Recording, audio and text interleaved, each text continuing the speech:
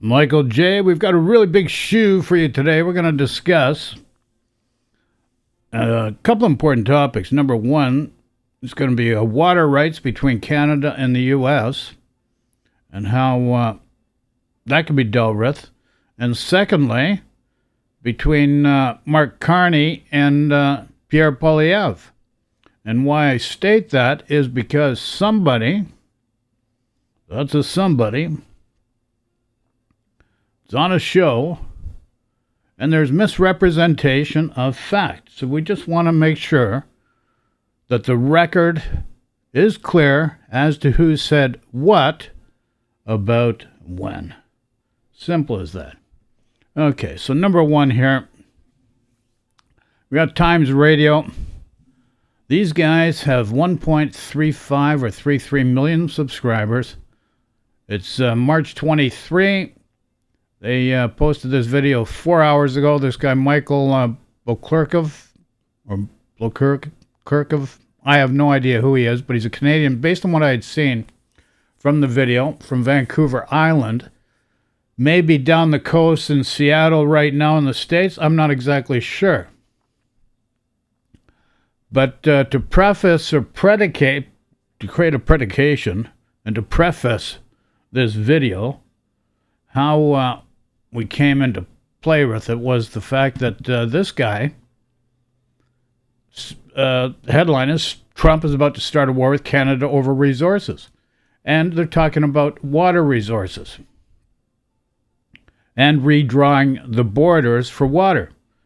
Now, I want to make something very clear.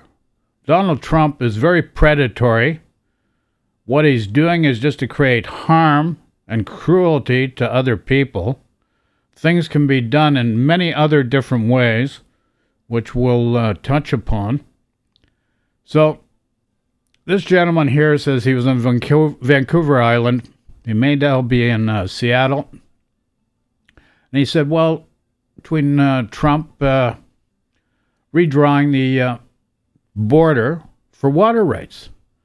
So why would you fight over water rights? Why would that become an issue when a simple solution for the Americans, and they've got some brilliant scientists, they got 340 million people, a lot of resources, and you could create desalination plants to strip the salt water out of water and make it drinkable so that water's not an issue on the West Coast, period. It's a very, very simple process. Now, we're going to come into a different point that I want to make in this video this gentleman's going to bring up. So we're going to start by listening to Michael B. Already, this is having an effect on Americans, and I think we're going to be headed to a point in the not-too-distant future where Mr. Trump and his MAGA team is going to face a very big backlash. For Mr. Carney, who we should remind people, he was sworn in as prime minister. He's not elected. He's kind of an interim prime minister, expected to call an election this weekend, which will take place in April. But yeah, Mr. Trump's digs at Canada and at the former prime minister have given the ruling Liberal Party, of which Mr. Carney is part of, a huge lift. They were very, very much down in the polls. We're now seeing that a lot of that had to do with Mr. Trudeau, not necessarily with the party. But it now looks like they could squeak through with at least a minority government. And we are looking, most Canadians feel we are looking at a scenario where we will be in this for the long term, as long as Mr. Trump is in power, because many of us feel there's no one going back on what you just did, especially with tariffs. Yeah, but let's be clear. Mr. Trump is a man-child. He has no sympathy. He has no empathy. Just uses brute force. Has not negotiated a deal that he has honored. And reneges on any deal he's honored. And this is why he's failed as a businessman. And I can bring a lot of examples to the table with respect to that, but we're not going to do this with this limited amount of time here. And sinking our Canadian dollar, that Mr. Carney... Another thing you need to be aware of, like everybody talks about sinking the Canadian dollar. That's not a big deal. You seem to think it's a big deal. You don't know where the Canadian dollar is historically. And the ideal situation is to be about 72 cents comparative to the American dollar. So the fact that it's 69 cents is just going to mitigate some of the effects of the tariffs in certain ways. Now, if you change your spending patterns in Canada and buy Canadian, you're fine. Just saying, folks. It's an interesting fact. Appears best equipped as a former central banker, especially, to deal with this very predatory administration. But once again, a lot of us feel that we have to fight this. It's caused, finally, and good things come out of this too. It has forced Canada to redirect its kind of economic access from north-south to east-west. And the Canadian opposition leader, Pierre Poilievre, came up with a very good idea a few days ago. He said... And this is where misinformation gets spread around. This gentleman's going to bring up Pierre Poilievre a few days ago. Well, the fact of the matter, this was brought up over a month ago by a guy by the name of Mark Carney. No reference to that. You got to understand, and Pierre Poilievre's not an original thinker. He's just an attack dog. He's just like Trump. He's a predator. He doesn't come up with real solutions. He just came out with, what is it, Suits for Boots now. New slogan, Suits for Boots. But he just took that after Trump came out with the trades promotion for the province of Ontario. So there's nothing original from Pierre Poilievre other than the fact he just attacks people. He has no understanding of what needs to be done to get out of the situation. And if you think just an attack perspective is going to get you anywhere at Donald Trump, you're greatly mistaken. Doug Ford found that out the hard way when he tried to put a 25% surcharge on electricity. Trump slapped him back so fast that Ford is tiptoeing around now. So you just got to be aware of that. Let's help Europe defund the Putin war machine. How do we do that? We rush building of LNG terminals on Canada's east coast to make it easier to ship out our energy to Europe so that they can lessen their reliance on Russian energy. So these types of things are being looked at as well, and it's about... Okay, so this gentleman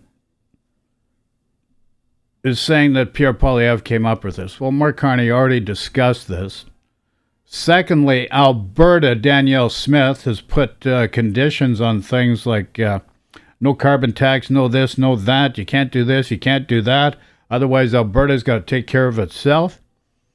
Meanwhile, Carney just came back not too long ago from going to Europe, to France and the UK, discussing trade. Already discussing trade. Not talking about it, discussing it with other countries. And it takes time to put these things into progress. So we're going to take two. Take two? Yikes.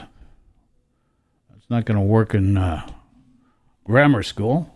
Did you go to grammar school, Michael? Holy crap. Maybe not. Yikes. So what we're going to do here now is I'm going to bring up another video for you. And this is CTV News. Let's head right back to the shoe. Okay, so CTV News, 14 hours ago. This gentleman here, CTV, used to be with City TV. And the byline is, why Canadians should be watching this election campaign closely. Take it away, monsieur. Amid the trade war with the U.S., Prime Minister Mark Carney and Canada's premiers have agreed to pursue plans to move more energy across the country, tear down internal trade barriers, and build big projects faster. First Ministers. Okay, so let's be clear. This was posted yesterday. The previous video was posted this morning. So this event here,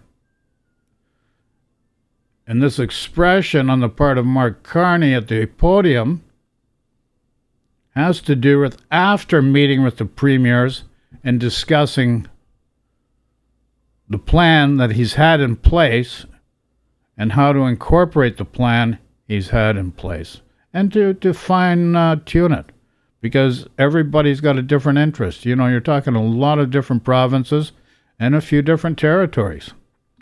Agreed today, and again, I thank them for this. We agreed today to develop a national trade and energy corridor strategy. Yeah, for transportation, for energy, for critical minerals, and digital connectivity. Okay, so they've already discussed critical minerals, energy, which is, compressed gas, natural gas, LNG gas, oil, etc., etc. And this was the meeting earlier prior to the statement by Carney on the podium. Following a First Minister's meeting yesterday, Carney said his government is committing to removing all exemptions under the Canadian Free Trade Agreement to spur interprovincial trade. The First Minister's also discussed moving quickly to get rid of trade barriers between the provinces and the federal government.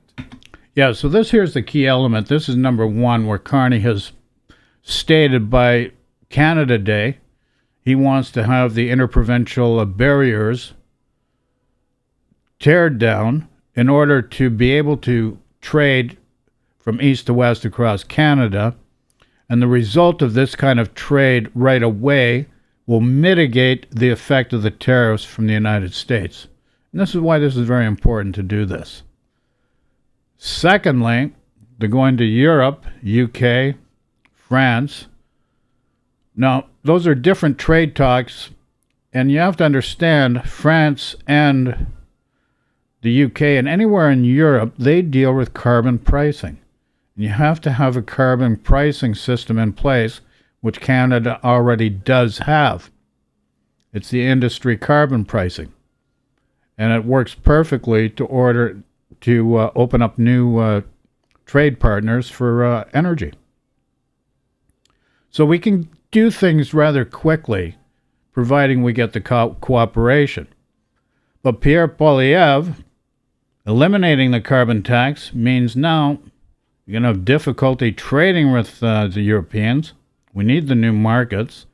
If you're just dead set on fighting Trump and doing a war with Trump, that's really not a very smart move. You need to open up new markets, trade differently the way we do interprovincially, mitigate the damage of these tariffs, and then, in the near future, or mid or late future, if Trump decides, or if Trump's gone, and America wants to decide they want to play nice again, Canada will gladly open up new markets with the Americans. It's as simple as that. So there we go, folks. What more can I say? What more can I say? So that's my point for the day. Questions, comments, throw in chat. And remember, love and peace to everyone. When things are spiraling out of control, do what my buddies do. Just take a nap, sleep on it. Take care. Ciao. Talk to you all soon. Bye now.